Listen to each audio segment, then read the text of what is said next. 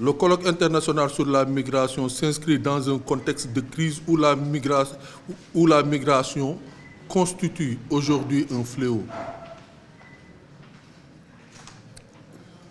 Les enjeux majeurs sur la politique migratoire, économique et sociale, l'organisation de cet événement est une initiative originale, car c'est pour la première fois que les autorités sont interpellées au premier plan pour rencontrer directement l'ensemble des acteurs de la migration, à savoir les États, les gouvernements, les institutions multi, les programmes, les projets, les associations, les bénévoles. À ce colloque, nous avons convoqué presque tous. Certes, on est inclusif, on peut laisser certains en rade, mais on a voulu dans tous les secteurs concernant la vie de la migration, au moins avoir des représentants. Nous voulons, pour une première, un dialogue ouvert, un dialogue inclusif, un dialogue sans tabou, un dialogue dans le temps et sans commande. C'est vrai qu'il y a beaucoup de rencontres. Quelqu'un m'a apostrophé tout dernièrement au cours d'une émission radio pour nous dire que bon, on est tout le temps entre séminaires, ateliers et réunions. Certes, c'est la réalité. Mais ces séminaires, ces ateliers, ces réunions ont leur importance en fonction de la gestion de la crise migratoire. Le colloque de Dakar n'est pas une rencontre de plus. C'est une rencontre qui rentre dans un processus déjà entamé. Nous avons été à Bruxelles, nous avons été à Addis Abeba, nous avons été à Paris, nous avons été à Las Palmas. Vous le verrez dans le document de référence. Et donc, dans toutes ces rencontres-là, il était important. Dakar aussi, il faut le signaler, que les organisations font le maximum pour réunir, travailler le plus inclusif possible. Dans ce colloque, nous sommes allés voir l'Organisation mondiale de la migration, OIM. Nous avons interpellé le comité interministériel de lutte contre la migration irrégulière, le CELMI. Par ailleurs, je salue le secrétaire permanent du CELMI, le contrôleur général Modou Diagne et son équipe, le commissaire Malan Badian, le lieutenant Henri VI, chef de la division sensibilisation et communication, qui, dès que nous avons présenté le colloque, nous ont encouragés, nous ont accompagnés, et aujourd'hui, ce sont des partenaires pour l'organisation de ce colloque. Nous ne pourrions pas faire un colloque de cette envergure si l'autorité, la porte de rentrée de la migration dans ce pays n'avait pas donné son aval et ne nous accompagne pas. Il est très important pour nous, ça fait presque plus d'une dizaine d'années, nous avons toujours demandé que l'autorité suprême, que la primature, essaye, s'asseoir avec les acteurs afin qu'on puisse dialoguer sur la question, puisque la question demeure. C'est une crise qui sera très difficile à endiguer.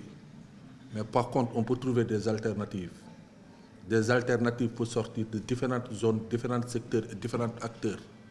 Il suffit qu'on s'assoie et qu'on discute. Je le disais à un de nos partenaires, le contexte dans lequel nous sommes, pour ne pas rentrer dans l'activité politique, nous sommes vers des mutations sociales. Et ces mutations sociales demandent l'implication de tout un chacun. Devons-nous regarder éternellement nos jeunes prendre la Méditerranée pour aller vers l'Occident?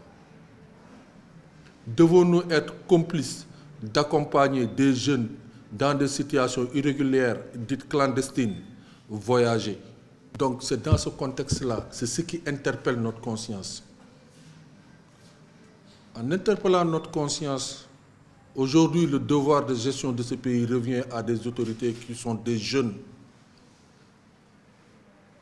qui ont aujourd'hui l'exécutif, qui ont le parlementaire, qui font les lois, qui accompagnent la population.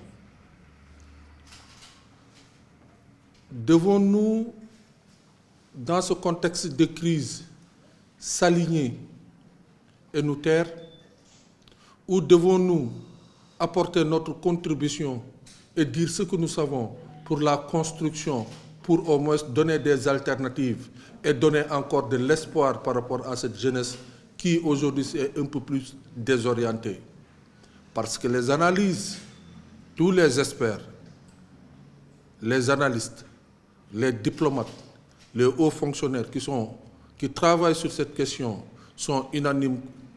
Certains sortent de ce pays, certains sortent de ce continent par désespoir, d'autres sortent par ignorance, juste pour voir ce qu'il y a de l'autre côté. Et nous pensons que nous devrons accompagner les nouvelles autorités pour qu'ils réussissent au moins à ramener l'espoir à cette jeunesse qui leur font confiance. Nous ne devons pas croiser nos bras, nous ne devons pas nous traire, nous devons nous engager. Et c'est dans ce contexte que nous, ONG Autre Africa, en collaboration avec d'autres partenaires, nous avons associé l'Association nationale des journalistes de la presse migratoire et sécurité. Comme je l'ai dit, ce sont nos alliés. Ils sont à jour par rapport à cette question. Aujourd'hui, on ne peut rien faire sur cette question sans que cette association soit associée. Nous avons notre partenaire qui travaille également sur les questions d'entrepreneuriat des femmes, ce qui est évident au moins pour stabiliser la mobilité de nos femmes et ouvrir des perspectives, Serigne Amar. Nous avons le président du comité scientifique chargé de la réflexion et de l'élaboration de tout ce qui va sortir comme document de ce colloque. Nous avons le secrétaire technique de l'organisation, par ailleurs directeur des opérations de l'ONG Autre Africa. Nous avons Madame Ramatoulaye Badji, qui est assistante administrative en charge de la gestion administrative de ce colloque. Et nous avons Aïssatou Dramé, qui est opératrice de sécurité, qui accompagne aujourd'hui tout ce qui est protocole, accueil, hébergement et sécurité de ce colloque. Donc, juste pour vous présenter l'agenda, ce colloque va se dérouler du 9 au 12 avril, le 9 étant un mercredi, jour de conseil, donc on n'aurait pas pu avoir les autorités invitées. Donc à partir du 9, nous allons commencer à recevoir des invités venant d'ailleurs, et nous allons commencer nos travaux le 10. Nous espérons, pour ne pas déflorer de secrets ou éventuellement dire ce que nous ne maîtrisons pas, en tout cas, nous avons invité la primature du Sénégal à l'inauguration de ce colloque. Donc, le corps diplomatique également est associé à ce colloque. Pour introduire le thème du colloque, qui sera la migration internationale, pont et vecteur de développement entre l'Europe et l'Afrique. C'est le thème de ce colloque. Il sera introduit par Madame le ministre de la Migration du Royaume d'Espagne, qui a confirmé sa présence à Dakar. Donc il est assez important pour nous, puisque aujourd'hui, quand nous parlons de la migration, ces vecteurs qui nous lient entre les deux continents doivent être des liens de développement. Donc, introduire l'autre partie qui a une politique sur laquelle aujourd'hui nous nous basons pour apporter des réflexions scientifiques pourrait également enrichir le débat. Parce nous sommes tous censés comprendre qu'aujourd'hui, il y a un très haut débat, un débat très passionnant sur la question de la migration saisonnière, la migration circulaire, la migration, tout à fait la migration, les changements de loi, les contrats de travail. Du côté de l'Europe, je pense que l'Espagne est un pays exemple pour venir nous servir vraiment des référentiels pour qu'on puisse travailler dans des conditions scientifiques. C'est la raison pour laquelle elle a accepté d'être au Sénégal et de participer à ce colloque d'envergure. Il y aura une cérémonie protocolaire d'ouverture avec les représentants diplomatiques, les institutions, les partenaires qui participent à ce colloque. Il y aura une projection d'un film documentaire qu'un jeune Sénégalais émigré a réalisé, un film vraiment à voir. Et il y aura l'introduction du thème par Madame le ministre invité. Donc, il va y avoir un dialogue entre la table inaugurale et les participants. Bon, après une pause sera effectuée et on va commencer par les premiers ateliers, les premiers panels. Le premier panel de ce jour sera la diplomatie. Je pense que la diplomatie migratoire aujourd'hui est d'actualité. Ce que nous voyons dans le Sahel, la Mauritanie est encore toute fraîche. Je pense qu'il est assez important qu'on commence par la diplomatie. Et en parlant de la diplomatie, nous allons toucher la gestion des frontières.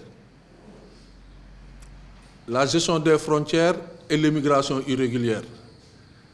Certains me diront c'est très large, c'est très vaste, mais nous voulons toucher tout ce qui est processus vraiment de migration. Les questions de visa, les questions de réciprocité, la porosité de nos frontières, certains en parlent. Nous aurons des experts qui seront là pour vraiment débattre sur ça. Deuxième panel du jour va toucher les contrats. Nous avons aujourd'hui ce mouvement de nos jeunes qui vont vers les campagnes de la migration circulaire ou saisonnière. Nous voyons toujours des agences qui travaillent avec nos jeunes et qui les amènent à l'extérieur. Il faudrait qu'on puisse comprendre quel est le cadre de contrat légal qui lie et qu'on puisse travailler sur ça. Le droit de la migration. Tous ces pays interpellent des droits. On parle tout le temps de changement de droit dans certains pays.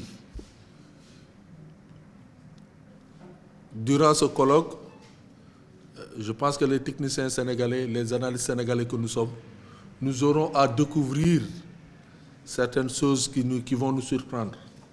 Et probablement qui vont surprendre également les participants. Puisque rien que dans la réflexion, dans l'élaboration, on s'est rendu compte qu'il y a des points très très sensibles, des points parfois qu'on pourrait traiter d'omission, mais qui touchent le droit. Les techniciens de droit auront l'opportunité de diagnostiquer et de produire des documents sur ça. Également, les lois. On criminalise nos jeunes, on criminalise nos jeunes à travers la migration. On est parti de la migration clandestine, techniquement, pour dire que ce n'est pas ça. On parle de la migration irrégulière par rapport à la loi. C'est une loi qu'on interpelle pour dire que c'est irrégulière. C'est une infraction, ce n'est pas un délit. Je pense que le débat est là, dans le cadre de ces lois-là. Pourquoi aujourd'hui ce n'est pas un délit, c'est une infraction de séjour irrégulière? Nous aurons l'opportunité de discuter, d'approfondir et de débattre sur ça. La réglementation. Aujourd'hui, dans certains pays, franchir certains pays, voyager dans certains pays, ce que la loi te le permet, il y a un règlement qui te le quitte. Moi, je suis convaincu, je le dis toujours, pour ceux qui prétendent dire que les frontières sénégalaises sont peureuses. Je suis membre de la Commission nationale de gestion des frontières au niveau du Comité international de la lutte contre la migration irrégulière, CELMI.